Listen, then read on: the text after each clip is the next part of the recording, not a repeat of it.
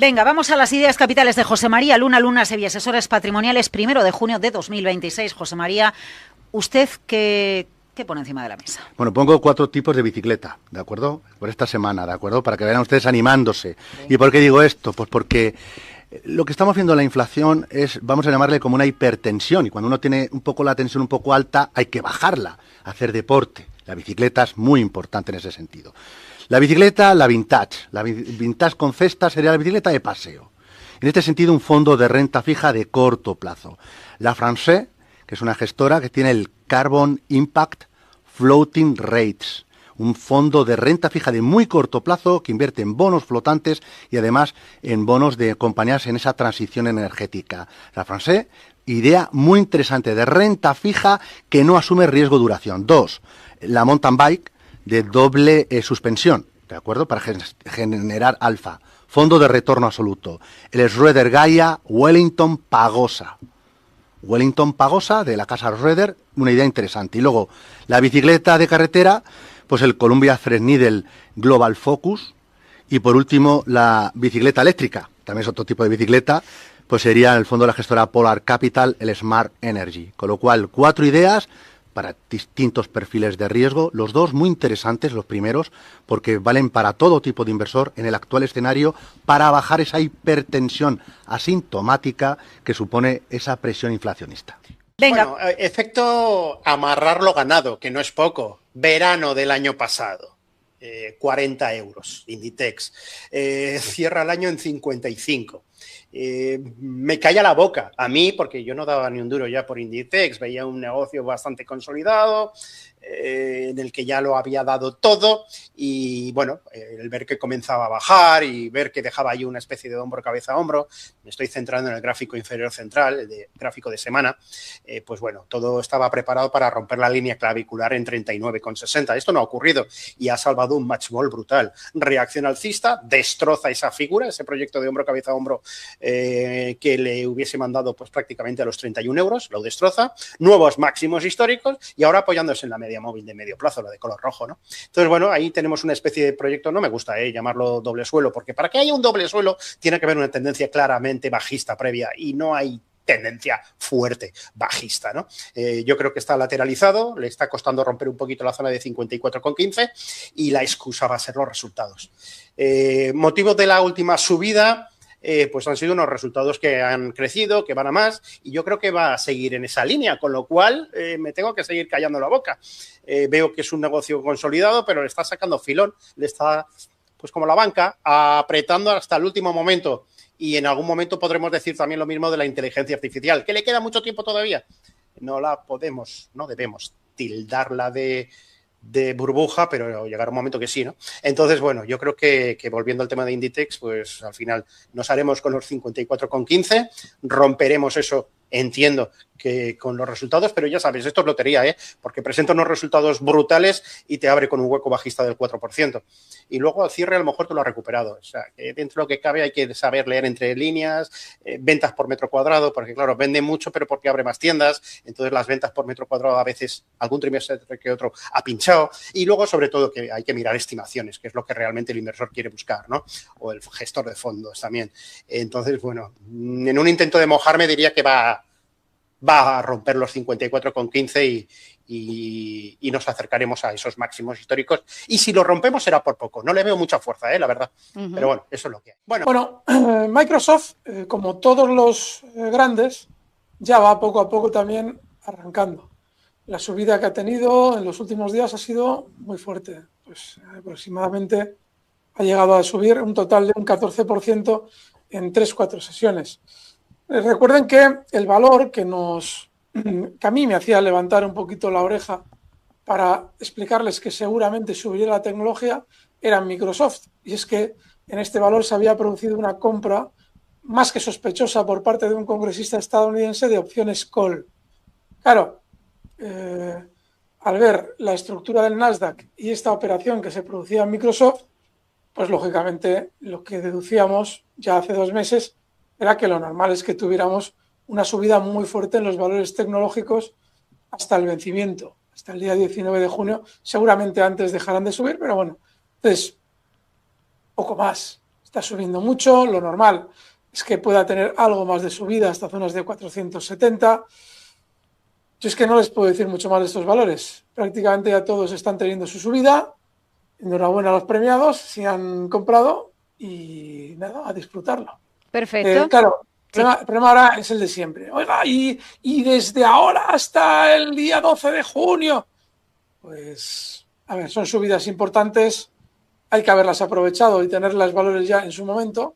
Ahora ya estamos más cerca probablemente de tener que salir que del momento de compra. Wall Street, podríamos llegar a decir, ¿no, Laura? Y llegamos a hablar mucho en su día, que quizás nos la jugamos, a lo mejor alguna crítica nos puede llover de vez en cuando, estamos expuestos a eso, ¿eh? Hablábamos de IGV en su momento, pero no ahora, que el oyente revise cualquier consultorio pasado. Hablamos de IGV cuando estaba en el suelo. Yo no tengo, a ver, quiero decir, tampoco iba a prever que se iba a disparar de esta manera, entonces todo lo que esté en esta cesta me parece súper interesante, pero si tengo que señalar algo un poco más concreto, en lugar de una cesta de acciones, señalo Microsoft. Sé que es más típico, sé que es más normal, pero es que Microsoft está en múltiplos muy bajos, está en múltiplos de la altura de el año 2022. Estamos en múltiplos PER del año 2022 con una empresa que no ha parado de seguir creciendo. Por lo tanto, lo vemos aquí en el gráfico de abajo y muy buen aspecto técnico. Ha aguantado 360, ha terminado con su pauta correctiva de corto plazo, entonces ya está respondiendo muy bien a todo este disparo, ¿de acuerdo? Así que bueno, ese mix de IGV por narrativa y la parte de Microsoft siendo un poquito más específicos, ¿no? Sé que es más típica, sé que a lo mejor algo no es algo tan rebuscado, pero a veces los mejores negocios están ahí, solo hay que esperar a que estén un poco más baratos y creo, bajo mi humilde punto de vista, ese es el caso de Microsoft. Bueno, es uno de esos títulos líderes, de uno de esos sectores líderes, ¿no? Te comentaba semiconductores entre los que más habían subido. Y esto pues es una subida histórica, de esas que se ven luego, aquella subida que hicieron en el 90 y pico, ¿no? Los valores tecnológicos. O sea, son subidas generacionales. Obviamente no van a ser eternas, vendrán tiempos peores, pero claro, es que si pillas una de estas, es un valor que en 3 meses ha hecho un por 3. Entonces, es un ritmo de subida vertiginoso. No hace tanto, estaba ahí consolidando, parecía que no iba a ningún lado, estuvo ahí varios años sin hacer nada. De hecho, en el año 2024 estaba a $70 y en el año 2026 seguía a $70 en marzo de este año. Es que ha sido muy rápido, ¿no? Y desde ahí, después de 2 años sin dar ningún retorno, pues ahora ha hecho un por 4, ¿no? En cuestión de meses. Problema, pues lo que pasa cuando algo sube muy vertical, ¿no? Para el que está dentro es una fiesta, pero para el que quiere entrar, pues la gestión de riesgo es complicada ahora, con la media a una distancia del 59%. 59%. Yo tendría cuidado de caer en el FOMO. Claro, pasa que como esto igual dura otra semana más, un mes más, 2 meses más, y en ese tiempo se te dobla, pues no, mira, esto no va a caer nunca. No. Siempre llega el momento de una consolidación, de un ajuste, de una corrección.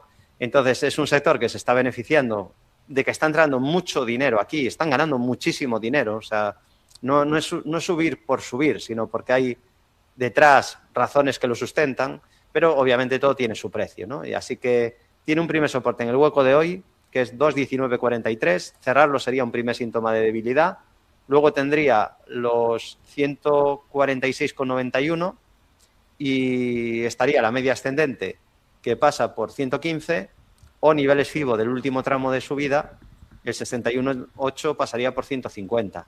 Así que imparable, sin resistencias, mucho momentum, pero lejísimos de soporte. La verdad es que en el caso de Inditex, vamos a ver mañana qué nos reflejan los datos. Es verdad que durante la última presentación de resultados, Inditex siempre nos deja algunos indicios de lo que pueden ser los resultados del primer trimestre en este caso, y parece que los datos fueron buenos, ¿no? Pero claro, no teníamos en cuenta pues todo este conflicto, al final las subidas en las materias primas, subidas en el petróleo, el transporte marítimo que es clave para Inditex, el poder llevar a cabo que las modas estén tan cerca del punto de origen al punto de destino de manera tan inmediata es una de las principales ventajas competitivas de la compañía española, en el que vemos también el algodón subir, en el que hemos visto cómo pues, los principales países de Oriente Medio pues hay una debilidad económica y por tanto un menor consumo, en el que empezamos a ver en cierta manera posibilidad de subida de tipos, que eso genere que los deudores principalmente tengan menos dinero para gastar en ocio, en viajes, en textil, ¿no?, en ropa, y que por tanto nos deje algunas dudas. Aspecto técnico, pues aquí lo que podemos diferenciar es una tendencia más largoplacista, en la que igual podemos ver una tendencia alcista, y en la última parte de esta tendencia podríamos dibujar una bandera. La bandera nos puede dar una figura de continuación de la tendencia de largo plazo, que la tendencia, como decimos, de largo plazo es positiva. Esa bandera, como vamos a poder identificar, hemos intentado romperla al alza en determinadas ocasiones, ya van 4 veces, y a la baja también. Es decir, es una bandera que contrasta o respalda perfectamente el siguiente movimiento. Estamos viendo cómo se están extendiendo las bandas de Bollinger. Esto nos da un indicio de una mayor volatilidad, y la podemos ver esa volatilidad con las últimas velas que empezamos a ver cada vez pues más grandes, ¿no? Estamos ahora mismo por encima de la media móvil de medio y largo plazo, lo cual son 2 señales positivas. Hemos tocado la parte de bandas de Bollinger, la parte superior, y hemos vuelto a corregir, pero ya estamos recuperando parte de terreno, y esta línea de la parte superior de esa bandera, que decíamos previamente que era una resistencia muy importante, se convierte ahora en soporte, y fijamos que ha rebotado desde estos niveles y estamos a punto de rebotar al alza, ¿no? Bueno, en principio para nosotros la cotización ahora mismo se encuentra desde el punto de vista técnico en un sitio ideal, como digo, por eso el rebote que podemos generar desde las medias móviles y desde esta parte superior de la bandera, y desde aquí pues ya podríamos encontrar en primer lugar subidas hasta niveles de los 54,5 euros, que es una primera resistencia y que en caso de superar pues sería un indicio positivo magnífico. Y siguiente nivel que ya serían los 58. Cuidado, porque aquí nos podría dar, vamos a verlo dibujado, pues una posibilidad de doble techo, ¿vale? Si llegamos otra vez a estos niveles de 54, 55 que veis reflejados en pantalla y vamos a la baja, cuidado, porque puede ser un movimiento correctivo importante y nos puede dar correcciones importantes. Para ello, pues deberíamos de ver resultados negativos, y vamos a ver si también la perspectiva de este segundo trimestre del año es también negativa. Pero en principio, a nivel técnico, esto, cuidado, que nos lo puede cambiar todo los resultados de mañana, pero el aspecto es positivo. Vamos ahora a hablar sobre la salida a bolsa de SpaceX, Manuel, porque nos dice un oyente a través de YouTube que no ha escuchado en detenimiento, digamos, a analistas qué opinan sobre la salida a bolsa de SpaceX. Quiere saber qué le recomendaría, si entrar el primer día o esperar a que caiga. ¿Qué puede pasar con SpaceX? ¿Cómo lo ves? Esperar a que caiga si ocurre, ¿no? Esto va a ser, a ver, muchas cosas, ¿no? Decir en primer lugar, y invito a todo el mundo a que puedan seguirlo en XTB, nosotros tendremos la posibilidad de invertir en SpaceX desde el momento de la salida, como siempre, desde 0 euros de comisión, siempre y cuando no superen 100.000 euros al mes. Y en cuanto a la compañía en sí, pues la verdad es que yo creo que es una compañía que igual es exagerado, igual puede ser algo fuera de lo común, ¿no? Puede sonar imposible, ¿no? Al final valoramos, no es una empresa solo de cohetes, es que de hecho Starlink, que es la parte de conectividad, supone pues aproximadamente un 75% de los ingresos de la compañía, ¿no? Tenemos la parte de Starlink, que son todos esos satélites, que hay como unos 10.500 satélites alrededor del mundo, que permiten tener conectividad global en el mundo. Hablamos de zonas rurales, hablamos de aviones, hablamos de barcos, hablamos de cualquier lugar del mundo, en el que el objetivo de SpaceX es que todo el mundo pueda tener Internet, ¿no? En infraestructura crítica que incluso funcione cuando la infraestructura tradicional no funcione. Por ejemplo, en el caso de Ucrania, ¿no? Que es, yo creo, el caso más conocido. Incluso Irán, cuando empezó las manifestaciones en su momento, la gente se quedó sin Internet, en Ucrania también, y gracias a Starlink pudieron conectarse. Hablamos de Starlink, por tanto, de la conectividad, ¿no? De los satélites, pero no solo de los satélites, porque al final lo que se vende es una visión que se va enlazada, por ejemplo, con la inteligencia artificial. Aquí mezclamos xAI, que es un poco pues esa parte de Elon Musk que intenta pujar con Anthropic y con OpenAI en cuanto a la inteligencia artificial y el desarrollo. También tenemos Twitter dentro de este xAI, tenemos Colossus, que es el superordenador que está fabricado precisamente para el desarrollo de la inteligencia artificial. Y una de las grandes preguntas también en cuanto a la IA, ¿no?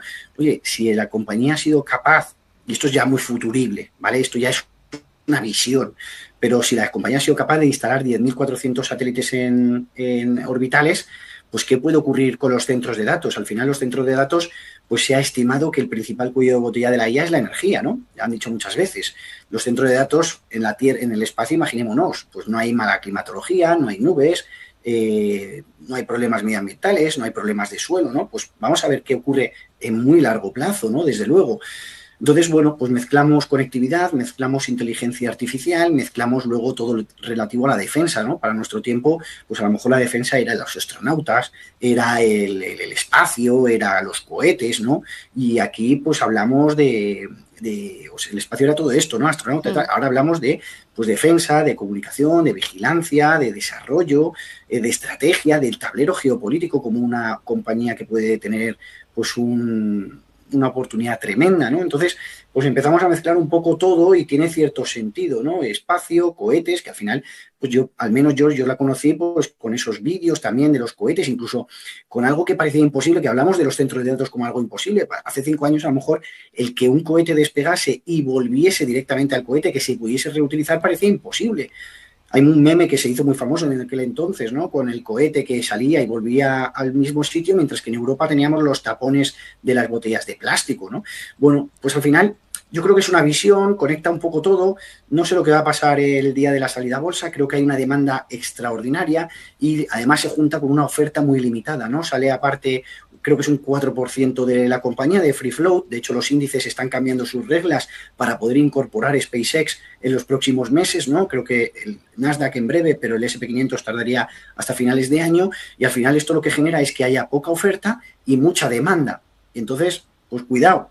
Yo no sé lo que va a pasar, ojalá lo supiese, ¿no? Yo, si tuviese que opinar, creo que desde el primer momento va a ir arriba, pero vamos a ver qué nos deja el mercado, porque al final, pues, es el que manda. Hablaría casi exclusivamente, y así ponemos incluso cifras, hablaría, y sobre todo también para reducir volatilidad, entrar en el MIPTEL italiano, ¿no? Que me parece probablemente la opción más recomendable en el momento actual. Establecer un stop loss no por debajo del 3%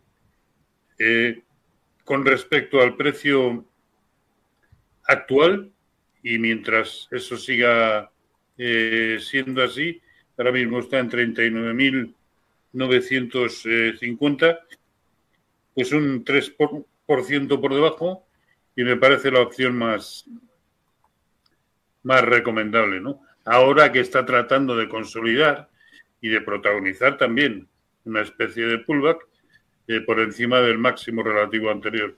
Sí. Pues sí, espero no decepcionar al oyente, pero bueno, de momento está en un entorno lateral. Si miramos en el medio plazo, tenemos que ver que desde diciembre de 2024 la compañía cotizaba en 56 y actualmente está en 53. Ha habido subidas, ha habido bajadas, ha habido vaivenes, pero de momento está en un ratio lateral. Problema, parecía que estaba dejando un pequeño doble suelito por encima de la zona de 55, desde luego que pintaba bastante bien, pero al final el día, si nos vamos a un gráfico diario, pese a empezar muy bien y haber subido un 1,48, ha ido de menos a más, porque llegamos a cotizar en 56 y se ha ido apagando. Casualmente coincide también, como en el caso de SAP, con la media de corto plazo girada a la baja. No me acaba de convencer. No digo, aquí sí que sería más optimista para ver qué deciden los inversores y las grandes posiciones hacer en el título de cara a cierre de semana. Pero si no cierra por encima de 55, para mí este doble suelito estaría anulado. Por encima, obviamente, de 58 es el mejor escenario. Y cuidadito, porque si pierde 48, pinta que al menos se va a volver a ir a la zona baja del canal en 41. Yo no lo acabo de ver muy claro. Mira, pues aquí se ve perfectamente. Mira Santander y BBVA. Estos son máximos de todos los tiempos. Esto es una pasada lo que han hecho ambos, BBVA, Santander. ¿Qué ocurre con BBVA y Santander? Tienen un hueco mensual a la baja, no es la misma caída que tiene Deutsche Bank, y a mí, lo que te digo, este hueco más lo del SX7, lo que me dice es que mejor situarse al 50%. Ahora, eso es una cuestión, estamos hablando en tendencia, me sitúa al 50%, si te quieres desplazar hacia abajo bien, porque podemos hacer una cosa, que es que si yo vendo aquí, que la gente lo tenga claro, imagínate que yo vendo mis acciones de Santander o BBVA, el capital que me dé, el capital que recojo, si ese mismo capital, no el número de acciones, si las acciones caen y las retomo más abajo y compro con ese capital las acciones que sean, estoy aplicando lo que tanto gusta, lo del interés compuesto, esto que le gusta a la gente, que parece, creo que alguna vez lo hemos comentado aquí, ¿no? Yo que he estudiado en la Universidad Autónoma de Madrid, ciencias empresariales, hombre, dábamos en matemáticas financieras lo que era capitalización simple y compuesta, y luego uno a veces escucha y dice, joder, que parece que hemos descubierto, en fin. Punto de entrada. Sí. Pues depende, si lo que estamos buscando es corto plazo, yo lo que le diría, la forma que yo tendría de meterme aquí es encontrar alguna divergencia. La divergencia la tendría, para mí, pues o bien que perdiera, me da igual el que sea, el que pierda soportes, no, me iría al que no lo hiciera. Me explico, te voy a plantear la estrategia aquí. Sé que esto está muy alejado en estos momentos. Vamos a suponer que BBVA se me va hacia abajo y se me va por debajo de esa línea negra que son los 17,38 euros. Vale. Si Santander no ha hecho esto, yo compraría Santander, porque inmediatamente me estás dando el stop, es el activo fuerte de los dos. Otra cosa es en los plazos cortos, si vamos a hacer trading, que esa es otra cuestión, pues es verdad que el título tiene un hueco aquí y aquí es verdad que por entrar se puede entrar, aprovechando también por la pequeña divergencia que nos ha dejado aquí, pero depende un poco de lo que sería el perfil de inversor de cada cliente, que bueno, somos un mundo, ¿no? Mira, a ver qué estamos. Elon Musk tampoco lo sigo. Además, Elon Musk y su hermano me caen mal, porque me hicieron perder en los mercados de opciones. Lo que pasa es que me hicieron estudiar y gracias a ello aprendí. Tesla tiene buena pinta y yo creo que va a subir. Y yo creo que el timo de la estampita que van a hacer a toda la peña ahora con la ocasión de SpaceX va a ser terrible. O sea, que en SpaceX no tienes mucho No, yo no compraría. No, yo no compraría por una razón muy sencilla. Yo lo que creo es que han manipulado las normas, las han cambiado las normas para facilitar la colocación. Pero si quieres razonamos, porque a mí no me gusta. El razonamiento que yo hago es el siguiente. Fíjate. Han cambiado las normas de tal manera que desde que sale a cotizar, transcurriendo un plazo de 15 días desde que sale a cotizar, se va a incorporar al índice Nasdaq 100. ¿Ok? Sí. Esto supone que todos aquellos que siguen la gestión pasiva, gestoras que invierten en gestionan fondos de inversión pasiva o fondos de pensiones, van a tener que comprar masivamente SpaceX. SpaceX va a tener una gran capitalización en el Nasdaq 100, ¿de acuerdo? Hasta un 7,5% se calcula. Mucho. Bien. Seguimos. Entonces, van a comprar. Durante 15 días tienen que subir, ¿de acuerdo? Para que la gente tal. Durante ese periodo no va a haber oferta de papel, porque no la hay. En la oferta de papel, en este caso concreto, ha habido un periodo de bloqueo, como sabéis perfectamente, que no es el usual que emplean en Estados Unidos de 180 días, sino que va a haber un periodo de bloqueo escalonado. Las primeras ventas, hasta el 20% del capital, se van a producir después de la publicación de resultados. Cuando una empresa sale a bolsa, la publicación de resultados la elige, cronometra el momento de la publicación los gestores de SpaceX, en este caso concreto. De tal manera que lo van a sacar en el momento que ellos consideren adecuado. ¿Cuál es el momento que yo elegiría para publicar las cuentas de resultados? Cuando SpaceX esté en máximos. Luego yo llego a la conclusión que las cuentas del 30 de junio las tienen que publicar pronto. Si yo fuera en su caso, las publicaría en el mes de julio o agosto para que la gente esté de vacaciones. Por lo tanto, yo lo que creo es que lo más probable es que SpaceX pueda subir durante el mes de julio. Hacer un techo en el mes de julio, ¿de acuerdo? Y luego ya, cuando la gente esté de vacaciones, a finales de junio, principio de agosto, publicar los resultados y el 20% del capital sale a la venta. En ese momento cae SpaceX, pero como pondera mucho en los índices, aquellos gestores que han comprado SpaceX para replicar el índice van a tener que vender. Si venden, el Nasdaq 100 va a caer. Teniendo en cuenta que el índice de semiconductores ha subido de forma parabólica, la caída tiene que ser súper violenta, porque van a saltar todos los stops de los futuros apalancados. Piensen ustedes que los ETFs apalancados de SOP, es el demonio con el índice de semiconductores, están al mismo nivel que estaban en la burbuja del año 2000, con lo cual significa que la gente está hiperapalancada después de una subida hiperparabólica y en un momento determinado en el que los índices pueden caer por el efecto de SpaceX. Por ese motivo he publicado hoy un vídeo explicándolo, de tal manera que yo espero una caída muy profunda en el mes de agosto.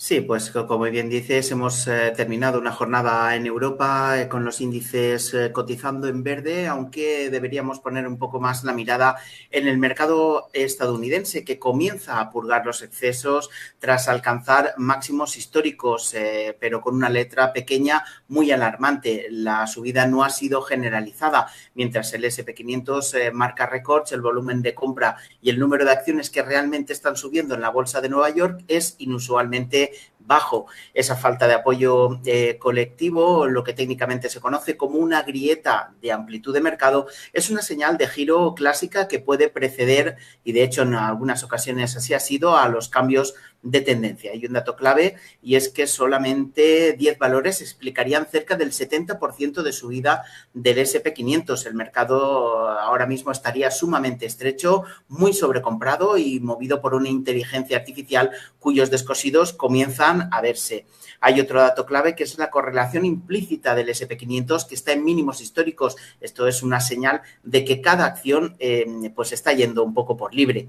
La tendencia alcista de fondo sigue intacta, pero al subir sin coberturas ni apoyos intermedios, cualquier catalizador negativo podría provocar un recorte muy rápido en la renta variable estadounidense que arrastrara también a los índices europeos y sobre todo pues mucho cuidado porque esta caída podría ser muy vertical. El mercado en definitiva se ha quedado hueco por dentro, no hay soportes importantes para el S&P 500 cuyo gráfico tenemos aquí mismo en pantalla antes de la zona de los 7.520 puntos, por debajo de ahí solamente la zona de los 7.434 y ya ahí sí que comenzaría pues una caída bastante importante para el S&P 500 purgando estos excesos que acabamos de comentar. En el Nasdaq 100 la imposibilidad de superar la cota de los 31.000 puntos nos ha llevado ahora mismo a testar ese soporte cercano a la zona de los 30.000 enteros, donde pues el Nasdaq 100 tendrá ahí pues una clave muy importante, ya que por debajo de ese nivel nos dirigiríamos directamente a cerrar el hueco alcista generado en la sesión del martes 26 de mayo, es decir, la zona de los 29.430 puntos. Así que estamos ahora mismo cerca de zonas de máximos históricos, pero purgando un poquito los excesos acumulados en el mercado americano. Y en Europa tenemos un IBEX 35 rechazando la zona de los 18.500 puntos. Se está produciendo un incremento en la volatilidad cerca de la zona de los 18.240. Hoy el cierre se ha producido algo lejos de la zona de máximos intradía y todo apunta a que la zona de los 18.100 puntos podrían ser vistos en breve. El K40 parisino también lo ha intentado superar la zona de los 8.255 puntos, directriz bajista extendida desde máximos del pasado mes de abril y, por tanto, mientras no demos ese pequeño pasito adelante, no podremos ver un nuevo tramo alcista. Así que vamos a ir sesión a sesión, la situación comienza a ser algo tensa, los inversores no terminan de entrar con demasiado dinero y podríamos estar ante el último pistoletazo de subidas en las bolsas europeas y también en las americanas. Pues me gusta. Yo de todas maneras, vaya por delante, yo soy muy analista fundamental y yo las inversiones que acometo, no las acometo con la idea, con excepciones, ¿no?, de una inversión a 2, 3, 4 meses por un tema puntual táctico, ¿no?, que en ocasiones sí les hacemos, pero yo soy mucho más a medio y largo plazo. Yo creo que ENCE es un mercado que en el escenario en el que nos podemos encontrar en los próximos años puede verse claramente favorecida con un viento de cola muy positivo. Yo creo que esta es una compañía muy bien gestionada, con un control sobre su deuda muy bien armonizado y creo que la compañía lo puede hacer muy bien en los próximos ejercicios. Está en un sector un poco, me recuerda mucho, salvando obviamente las distancias y los tamaños, ¿no?, ACS, ¿no?, una compañía muy bien gestionada, muy bien diversificada, que sabe muy bien dónde aporta valor, qué nichos y sobre todo muy bien considerada a nivel global. Es decir, es una compañía muy, muy, muy interesante y yo desde luego es una compañía que sí que tendría en cartera para el corto, medio y largo plazo. Google es un valor que ayer tuvo un pequeño tironcito. Lo normal es que durante estos días tenga algo de mejor funcionamiento, con objetivo alcista Google justo en 386 y el stop ahora se puede colocar cerca de mínimos, pero yo quiero creer que no va a haber que aplicarlo. 354,5. Operación con Alphabet Google en el Minuto de Oro. Para despedirnos, soy Alberto Iturralde. El lunes vuelvo a estar aquí de vuelta con nosotros, con ustedes en la radio, con Lucía Martín a las 6:30 de la tarde. Y ahora todos a aprender, a ver las cosas de otra manera en la clase magistral de Alberto Iturralde con Laura Blanco. Gracias, Alberto, y buen fin de semana. Gracias, fuerte abrazo.